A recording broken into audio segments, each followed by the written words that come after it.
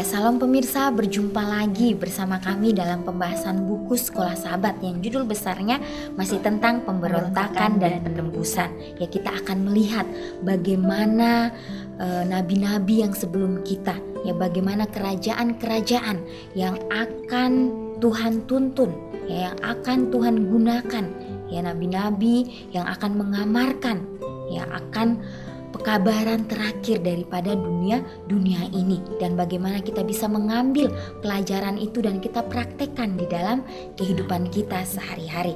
Pada saat ini kami mengundang seluruh anggota keluarga untuk sama-sama berkumpul dan kita boleh mengambil Alkitab kita, mengambil buku Sekolah Sahabat kita, sehingga kita bisa belajar bersama-sama, ya sehingga kita boleh dikuatkan hari demi hari. Ya, di sini judul kecilnya tentang pertentangan berlanjut.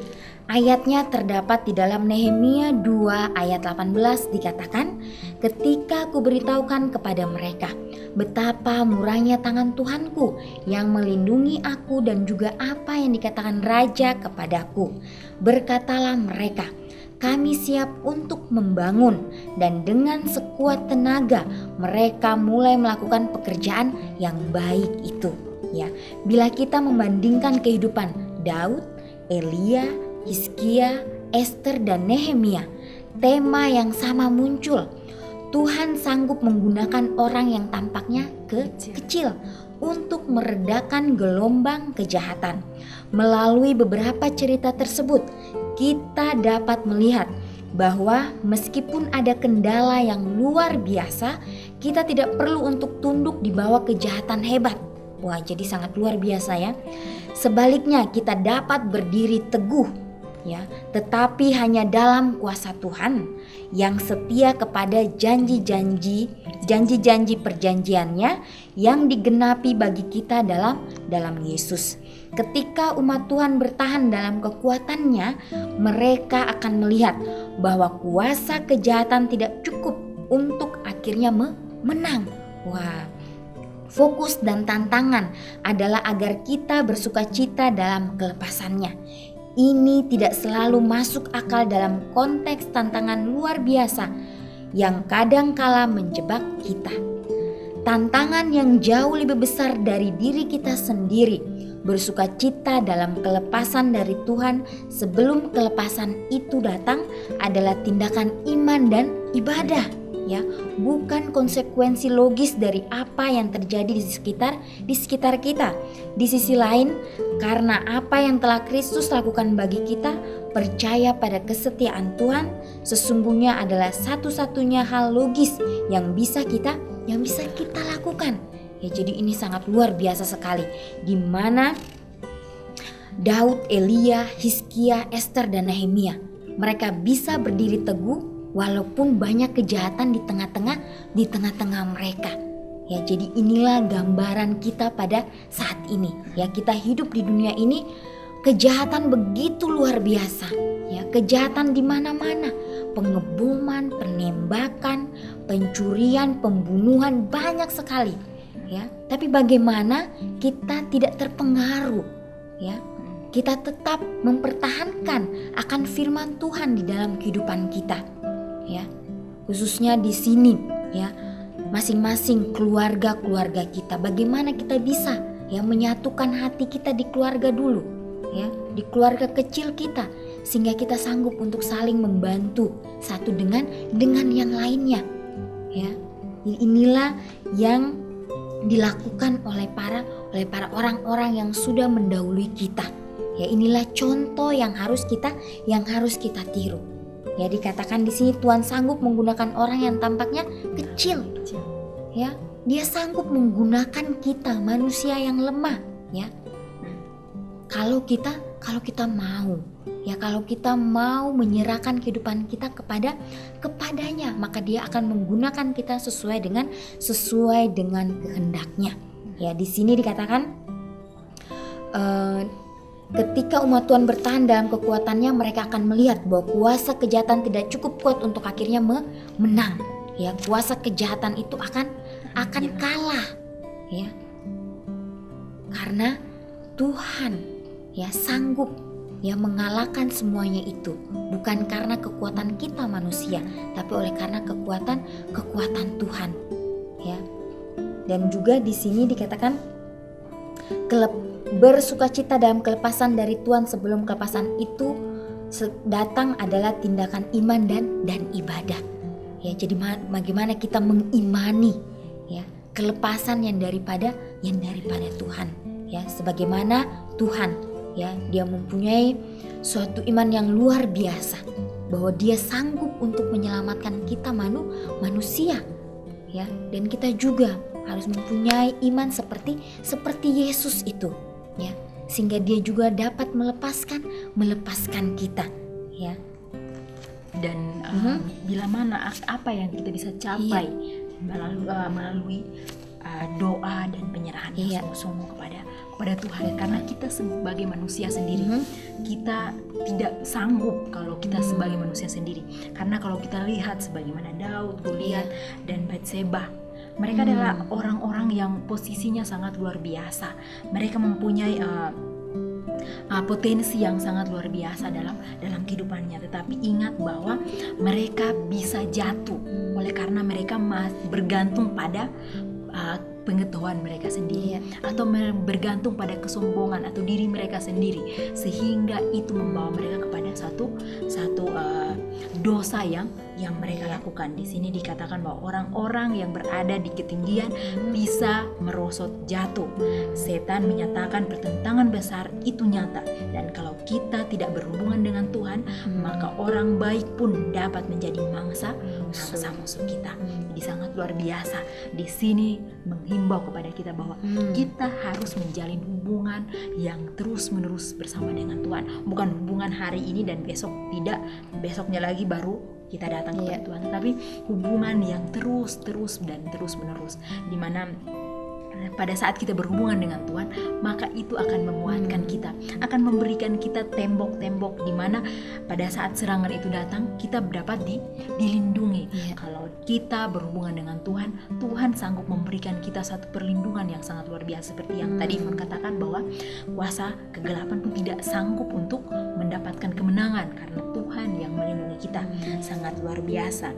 Dan di sini juga dikatakan bahwa dalam perjuangan yang besar, orang-orang hebat sama halnya dengan orang-orang rendah, rentan terhadap serangan setan.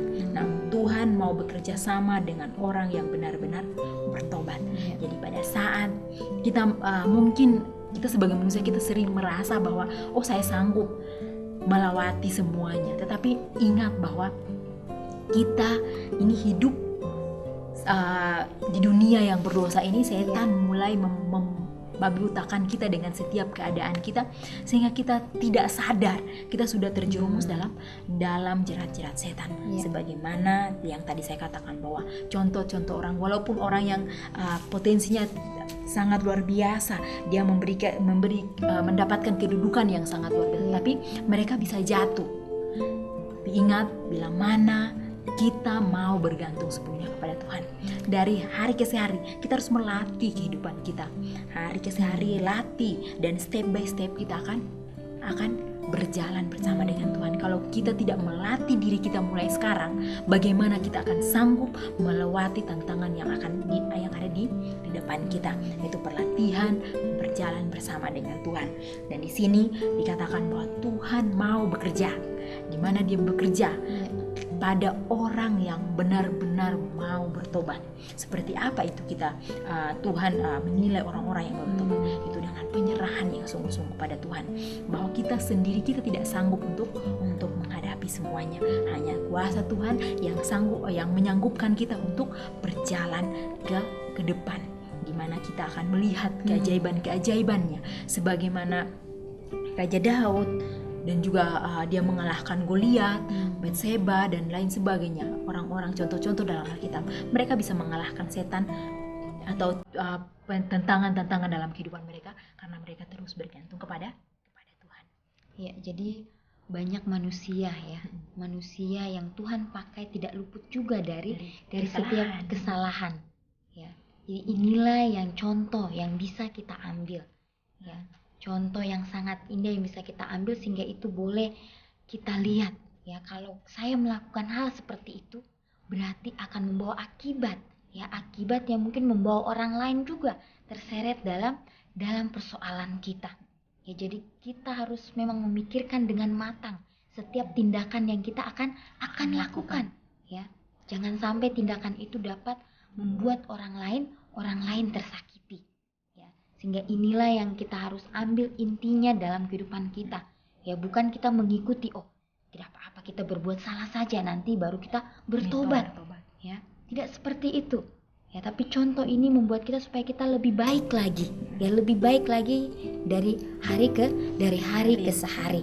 Ya, dan juga di sini mengenai Elia, ya, Elia di mana dia mengubah hati orang-orang yang menyembah akan dewa kesuburan, ya, sehingga Tuhan tidak menurunkan hujan, ya, sehingga pada saat itu Tuhan ingin menunjukkan bahwa Tuhan di surgalah yang sanggup, ya, yang sanggup memberkati mereka, yang sanggup memberikan mereka setiap apapun yang menjadi kebutuhan orang-orang Israel.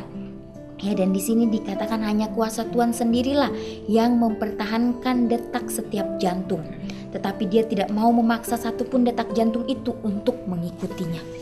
Ya, jadi kembali lagi Tuhan memberikan pilihan, ya, kepada masing-masing kita manusia. Ya, setiap kita bangun, kita mempunyai rasa syukur, Tuhan terima kasih, saya bisa bangun dan menginjak akan dunia ini. Ya, menikmati satu hari di dalam kehidupan saya. Ya, jadi bagaimana kita mengucapkan rasa syukur kita kepada Tuhan, ya, sehingga Tuhan sanggup mengubahkan hati kita yang keras ini, ya, karena kita lahir di dalam manusia kegelapan. Kita tidak bisa menyangkal itu, karena itu memang sudah ada dalam manusia itu, ya. Untuk itu, untuk mengubahnya itu kita harus membuka hati kita datang kepada Tuhan, ya, sehingga Tuhan dapat menyanggupkan kita untuk menjadi terang-terang kecil dimanapun kita berada.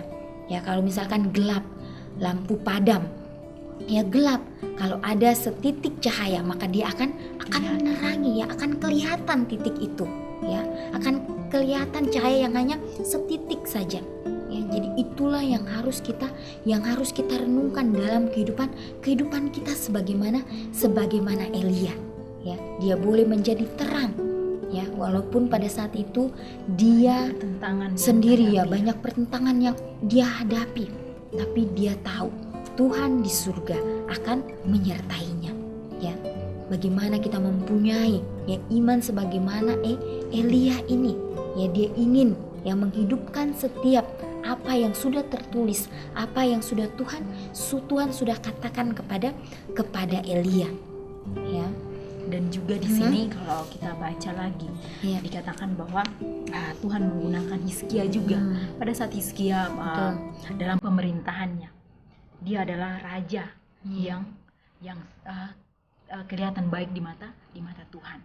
Dia selalu bergantung kepada Tuhan dalam setiap kehidupannya, dalam setiap situasi apapun, dia datang kepada Tuhan melalui doa. Pelajaran yang indah yang kita bisa ambil, di mana dia menuntun kita agar kita datang terus kepada Tuhan, berhubungan terus dengan Tuhan melalui doa kita. Situasi apapun itu, kita bisa dapat lewati bila mana kita bersama dengan Tuhan. Di sini dikatakan bahwa Hizkia pada saat dia merasa tertekan oleh karena Raja Asyur mau datang untuk mengambil akan Yerusalem. Tapi pada saat dia berdoa kepada Tuhan, dia mengingat kembali pada saat Nabi Yesaya datang kepadanya, menguatkan dia. Di situ dia mengingat kembali bahwa kekuatan Tuhan sanggup mengubahkan setiap situasi yang sangat genting itu. Dan ingat bahwa Tuhan menolong mereka pada saat mereka bangun pagi-pagi yang tadinya mereka merasa bahwa mereka akan binasa. Tetapi pada saat mereka melihat keluar ke perkemahan Asyur, di situ tergeletak mayat-mayat atau tentara-tentara dari Raja Asyur. Tuhan sanggup mengubah setiap situasi dalam kehidupan kita bila mana kita meminta Dia yang bekerja dalam kehidupan kita. Kalau kita merasa dalam kehidupan kita tidak sanggup lagi, datanglah kepada Tuhan. Mintalah kepada Tuhan. maka bila mana Tuhan berkehendak, semuanya akan berjalan sesuai dengan kehendak Tuhan. Tetapi ingat, doa itu jangan kita memaksakan akan kehendak kita agar Tuhan memenuhi kehendak kita. Tapi ingat, pada saat kita berdoa, biarlah kehendak Tuhan yang jadi dalam kehidupan kita, karena Dia mengetahui apa yang baik yang akan Dia berikan bagi kehidupan kita.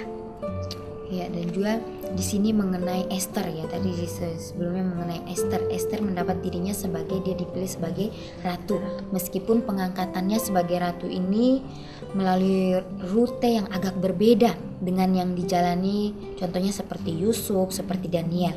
Kalau Yusuf, Daniel, mereka mendapatkan suatu kesulitan yang harus mereka hadapi. Yusuf dia harus bekerja sebagai budak, Daniel juga.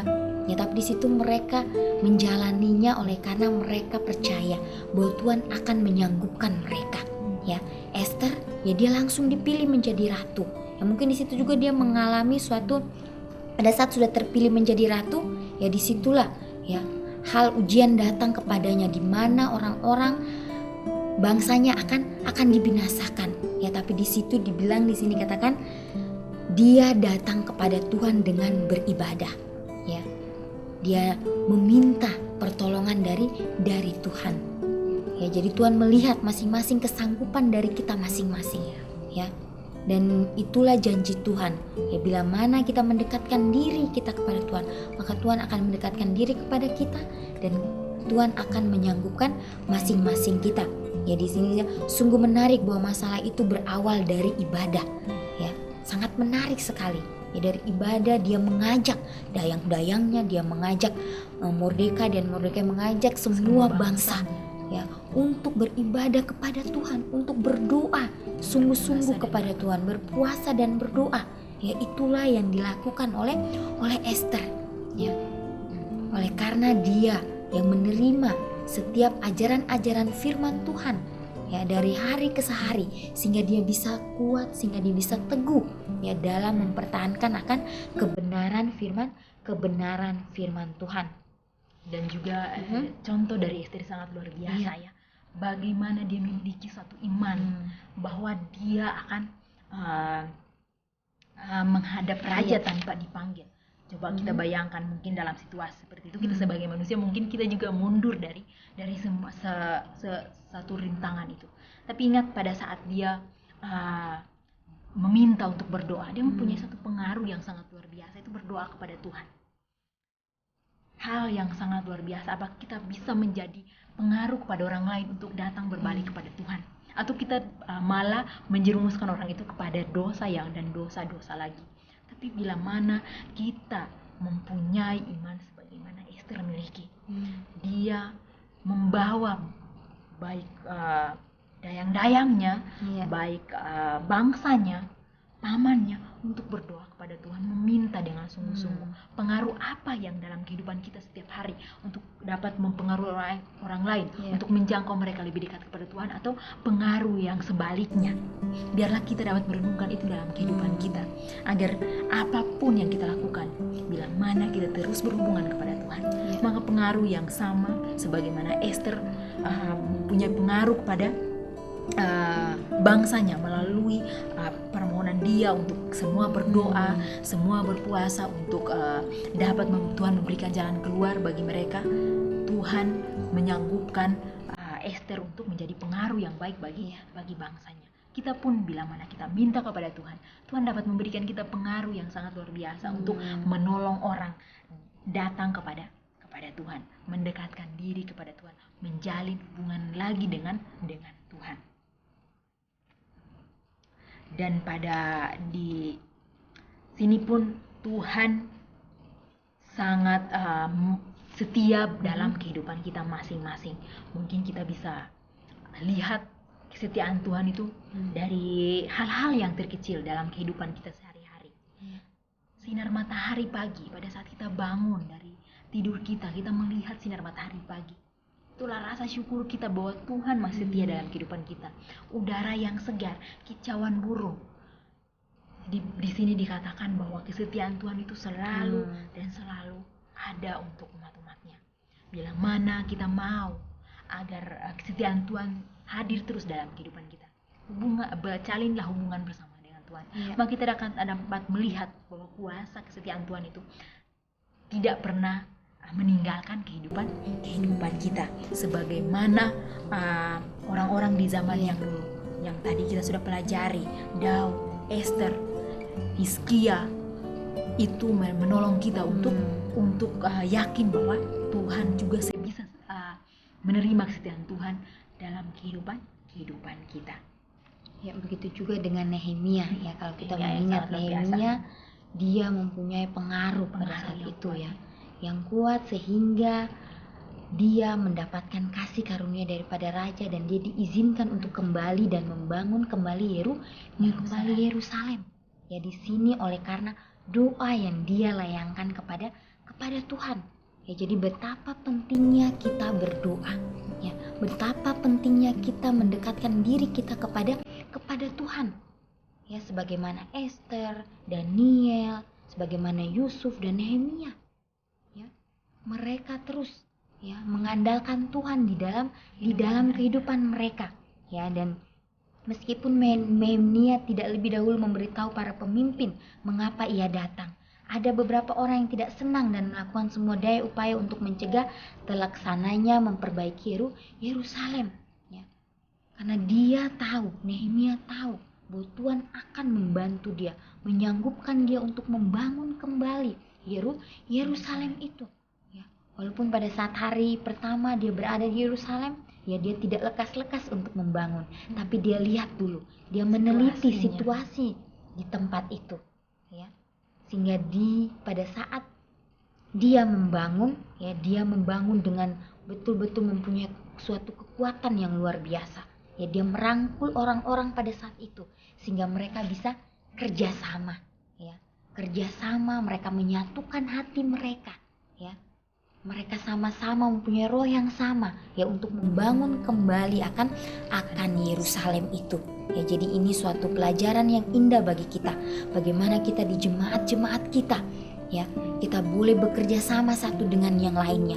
Ya, meskipun sering kali terjadi perselisihan, ya mungkin kita datang lagi kepada Tuhan ya, supaya kita tidak mementingkan akan diri kita, supaya ego kita jangan kita dahulukan, tapi biarlah kita sama-sama ya merangkul satu dengan yang lain supaya kita tetap bersatu ya di akhir zaman ini. Ya, jangan sampai kita seperti murid-murid Yesus ya, pada saat Yesus ditangkap mereka terpencar tidak tahu kemana ya, tapi biarlah pada saat ya situasi yang genting itu datang ya kita bersatu. Ya, itulah pelajaran yang harus kita ambil.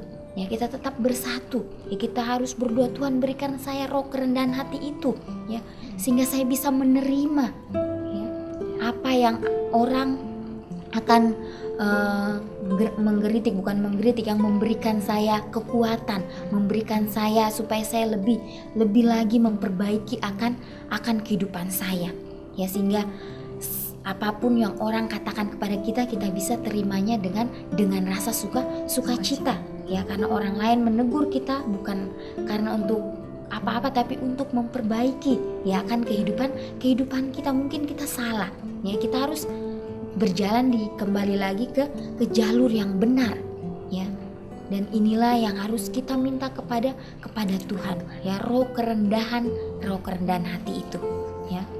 Di sini dikatakan bahwa tidak diragukan lagi bahwa firman Tuhan itu yang telah kita pelajari, dikatakan bahwa berulang kali menunjukkan bahwa Tuhan itu, kesetiaan Tuhan itu pada umatnya sangat luar biasa. Tentu saja dalam banyak kasus pada saat suatu terjadi, kesetiaan itu tidak selalu jelas atau nyata. Dalam cerita yang kita pelajari, kita mampu untuk melihat dari awal sampai pada akhir beberapa tokoh yang terlibat, seperti Uria orang Het tidak melihatnya. Sekarang ini kita melibatkan diri kita dalam pertentangan besar, persis seperti orang-orang yang telah kita pelajari.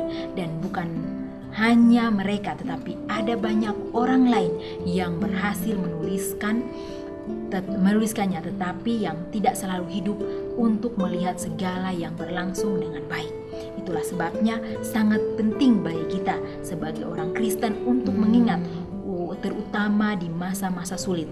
Ya. Kata indah Paulus, sebab itu kami tidak tawar hati, tetapi meskipun manusia lahiriah kami semakin merosot, namun manusia batinia kami dibarui dari hari ke hari. Sebab penderitaan ringan yang sekarang ini mengerjakan bagi kami kemuliaan kekal yang melebihi segala-galanya. Jauh lebih besar dari penderitaan kami, sebab kami tidak memerhatikan dan yang kelihatan, melainkan yang tak kelihatan. Karena kelihatan adalah sementara, sedangkan yang tak kelihatan adalah kekal. Terdapat dalam 2 Korintus pasal 4. Di sini Paulus berusaha untuk mengarahkan kita kepada sesuatu yang di luar kerja keras, kekurangan dan kelemahan manusia, tetapi pada satu-satunya harapan yang membuat hidup itu sesuatu yang lebih daripada sebuah lelucon kejam. Di sini sangat luar biasa bahwa Tuhan setia dalam kehidupan kita. Kalau kita melihat tokoh-tokoh yang tadi kita sudah bahas, mereka datang kepada Tuhan meminta pertolongan Tuhan. Tuhan menunjukkan kesetiaan mereka-nya kepada mereka. Dan saat ini juga, bila mana kita datang dengan sungguh-sungguh kepada Tuhan, Tuhan juga akan menunjukkan kesetiaannya kepada kita.